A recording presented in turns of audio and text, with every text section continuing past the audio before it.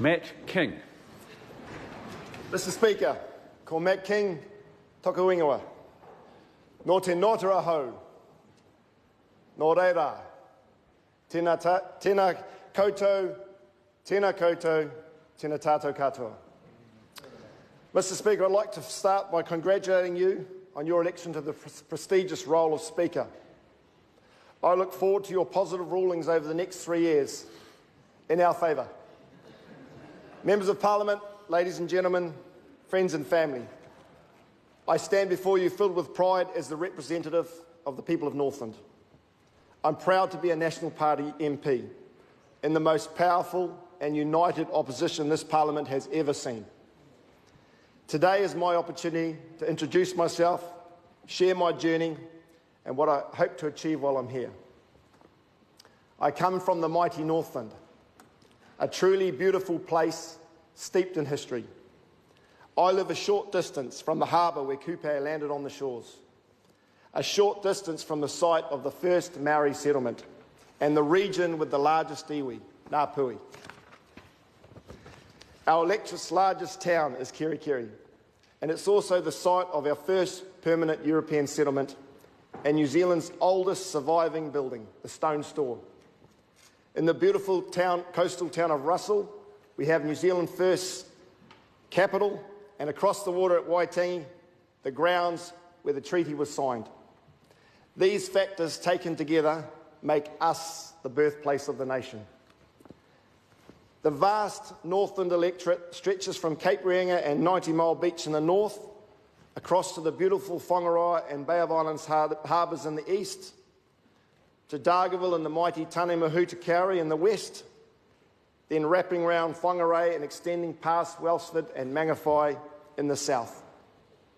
We have 1,700 kilometres of coastline and the best scenery in the country, despite what my colleague Tamani Coffey might try and tell you. We enjoy the country's highest average temperatures, and we have 3.6% of the population and just over 5% of the land. We are a region with many challenges, but I am incredibly positive and optimistic about our future. It's a true honour to be voted in by the people of Northland to represent them, and it's a real privilege to be one of 120 people tasked with the responsibility of ensuring this country is governed well. I want to acknowledge our leader, Bill English, and our senior management team, both past and present, for their leadership and guidance of our country over the past 9 years, through the GFC, the Christchurch earthquakes, and several other major challenges that we have faced as a nation.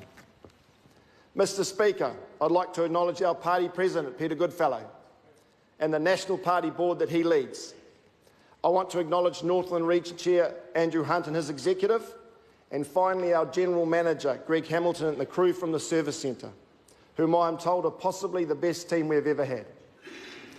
I'd also like to acknowledge my predecessors and the work they have put into the Northland electorate. I'd like to acknowledge my National Party colleagues, especially from the 2017 intake, and my colleagues from across the House for their success in getting here. I'd also like to mention at least 3 people that didn't make it, but they're knocking on the door. Nicola Willis up there, Agnes Lohini and Paulo Garcia, who I hope to see them in the House in the next term, hopefully. We enjoyed some time during the induction period before the Games began, and I look forward to working with you all on the various select committees and duties.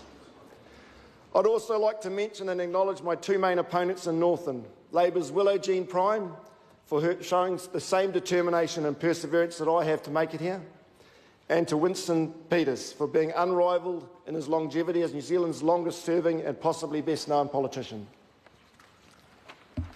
It's important to me that as one of the front men, we never forget the team behind us, working away to ensure our success. To my superb Northland electorate team, a huge thank you to you all. I am nothing without you. I appreciate every bit of time, every effort and every bit of encouragement that you've all put in. I want you to enjoy our success, because it is our success. Mr Speaker, I want to make special mention of our electorate chair, Rose Ellis. Rose is a massive asset to Northland. In the 2015 by-election, she drove over 10,000 Ks in 1 month and put in countless hours of work, all at her own cost, to support the national campaign in Northland. And in our 2017 campaign, Rose didn't let up. She led from the front, and she really did make a huge difference, and I will never forget that. Mr. Speaker, I'd like to single out for special mention my campaign chair, Grant McCallum. Grant is a former National Party board member and a man with a mountain of knowledge, who was and is a huge help to me. Grant's guidance and advice was critical to our success. Mr. Speaker, I want to offer my thanks to all Northlanders who supported me through the campaign and put their faith in me to be their representative. My political career began in 2010 when I entered the rather prolonged race to be the Northland candidate for the 2011 election.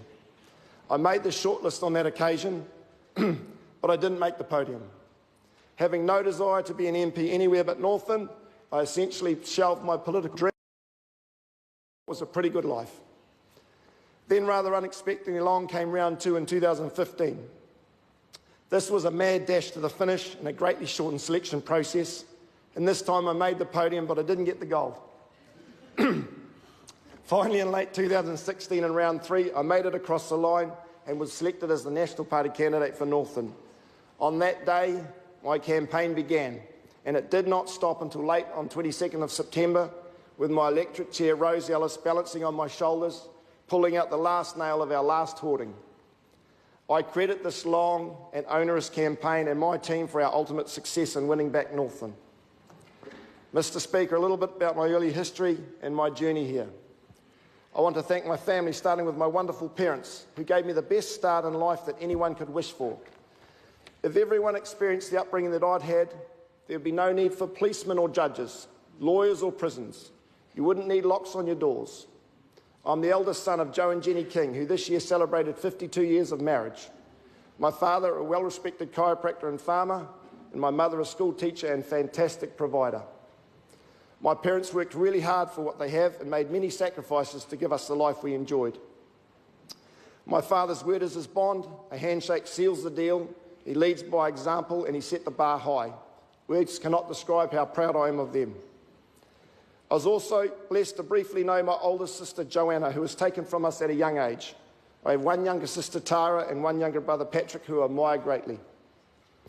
I'm the proud father of 3 amazing children, Jake, Robbie and Jasmine, and a husband to an incredible woman and mother, my wife, Sarah. I was born 50 years ago in Auckland and moved north at age 9. We grew up on a picturesque hill country farm in the mid-north, which we now own. We had an amazing life on that farm, swimming in and drinking water from the 2 rivers that flow through it, riding our horses and dirt bikes across the hills, hiking through the bush, eeling in the creeks, scaling the cliffs, and climbing deep into the glowworm caves. Our farm has it all. Well, it's 40 years later, nothing has changed. We can still do all that. But these days, I prefer to sit on the riverbank and watch my kids do the action stuff. After leaving school and scraping together some cash, I left on my big OE. I bought an old American Ford station wagon in San Francisco, and for a year it was my home, whilst I travelled the length and breadth of North America, clocking up over 20,000 miles, covering many parts of Mexico, the US and Canada. This was a huge adventure filled with incredible memories, and I recommend it to all. On returning to New Zealand, I completed 3 years of study, graduating from Auckland University with a Bachelor of Science, and after graduating, I followed in my grandfather's footsteps and joined the police. During my 14-year police career, I got to experience the human race in all its glory. I dealt with the sad, the mad and the bad. I saw and experienced things that cannot be unseen and came out of it the other end with a heightened level of compassion for people that has never left me. I learnt many of my most valuable life lessons during that period of my life. I'd like to share with you a story about my grandfather, also named Joe, a policeman for 30 years. He ended up on the North Shore in Auckland before the Harbour Bridge was built. He was the sole policeman from Campbell's Bay to Waiwera. I recall him telling me many stories from his policing days, and these have stuck with me. I recall a story where my grandfather received a call to a bad car accident on the Orewa Hill, north of Auckland. At that time, a new cop had just been stationed in Orewa, and my grandfather headed north to assist him. He learned that the car had rolled, that the 3 occupants had been thrown out and the car had landed on one of them, that the injuries were life-threatening head injuries, and that it was pretty grim. My grandfather was told that the injured passenger was his son, my father. En route to the scene, my grandfather passed the ambulance going the other way, heading to hospital. He knew his son was in it. He continued on to the scene to help his mate, the new cop, and did his job, because that's the kind of man he was. My grandfather has long passed away, but if I'm half the man he was, and my father is, then I'll be doing all right. Mr. Speaker, by far the biggest and most proudest achievement of my university days was the discovery of my soulmate, love of my life, Sarah. Sarah has been one out of the box for the past. Sarah has been by my side for the past 27 years and is one out of the box. I can honestly tell you I could not have made it here without her love and ongoing support. My dad always said to me, the secret of a long and successful marriage is to listen to your wife. You've got to listen to your wife, and I can hear her now. And her words are, harden up, you big girl's blouse. Never has there been a truer word spoken that beside every successful man stands a great and equally successful woman. Mr. Speaker, I want to close with my dream for Northland. I want a region where all of our children can grow up, get educated, have a career and raise a family here in Northland. I want a region where all of our children are raised in the strong, stable and loving environment that I enjoyed, that we can stem the flow of our young people out of Northland. It's especially personal to me as my son Jake is chasing his dream and training to be an airline pilot in Hamilton. I would dearly love it if we grew in the north to the stage where he could do his training up in Northland, so I could get to enjoy having him around more often.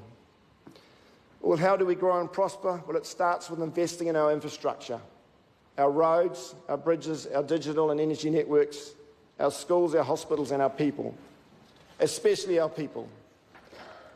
I want to encourage our many talented people to step up, take leadership roles in our community, become mentors and lead by example. I want us to stop talking about the potential that Northland has. I want to realise it. I am committed to keeping Northland on the map, to keeping us front and centre. To Northlanders, I give you this promise. I will work the hardest and the smartest that I can to achieve our dreams and our aspirations. I'm proud to be a Northlander. I'm proud to be your MP. Thank you.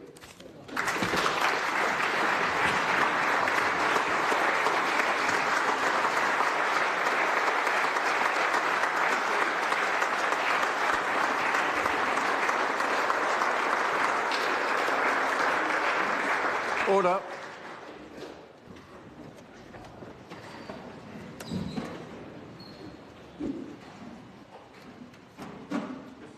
Chris Pink. Thank you for this opportunity to address the Parliament, Mr. Speaker.